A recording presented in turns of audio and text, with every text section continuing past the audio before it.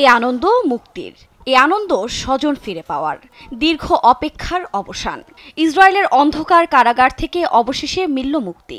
যেন জীবিত অবস্থায় স্বজনদের আবারও দেখতে পাবেন এমন আশাও ছেড়ে দিয়েছিলেন তারা। কাছে পেয়েই কান্নায় ভেঙে পড়েন ফিলিস্তিনিরা। সৃষ্টি হয় এক আবেগঘন মুহূর্ত।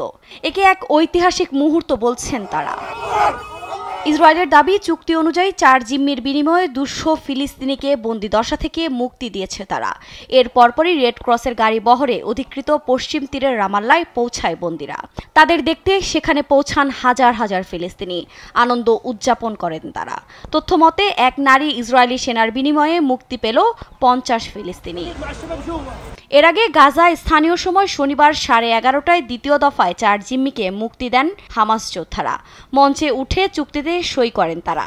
মুক্তিপ্রাপ্তরা হলেন কারিনা আরিয়েফ, লিরি আলবাক, নামা লেভি এবং গাই গিলবোয়া দালাল।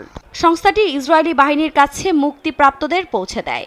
এর পরপরই ইসরায়েলি সীমান্তে আগে থেকে প্রস্তুত রাখা হেলিকপ্টারে তাদের প্রাথমিক চেকআপের জন্য নিয়ে যাওয়া হয় রিম ঘাঁটিতে। যদিও জিম্মি চুক্তির পরও ইসরায়েলিদের মনে ক্ষোভ রয়ে গেছে। তারা বলছেন 2025 নয় 2024 সালেই বন্দি দশা থেকে ফিরিয়ে আনতে নেতানিয়াহু প্রশাসনের কাজ করা উচিত ছিল। গণমাধ্যমের তথ্য বলছে, শর্ত অনুযায়ী যুদ্ধবিরতির 16 দিনের মধ্যে চুক্তির দ্বিতীয় পর্যায় নিয়ে আলোচনায় বসবে ইসরায়েল ও হামাস। এর মধ্যেই এই আলোচনায় অংশ নিতে মিশরের কায়রোতে পৌঁছেছেন ইসরায়েলের গোয়েন্দা সংস্থা ও নিরাপত্তা সংস্থা মোসাদ ও শিন বেটের প্রতিনিধি দল। দ্বিতীয় ধাপের আলোচনায় গুরুত্ব পাবে আরও জিম্মি বিনিময় এবং আহত ফিলিস্তিনিদের যাতায়াতের সুবিধার্থে রাফার ফিলিস্তিন সীমান্ত খুলে দেওয়ার বিষয়টি। আফরিন মৌ, নিউজ ডেস্ক, দেশ টিভি।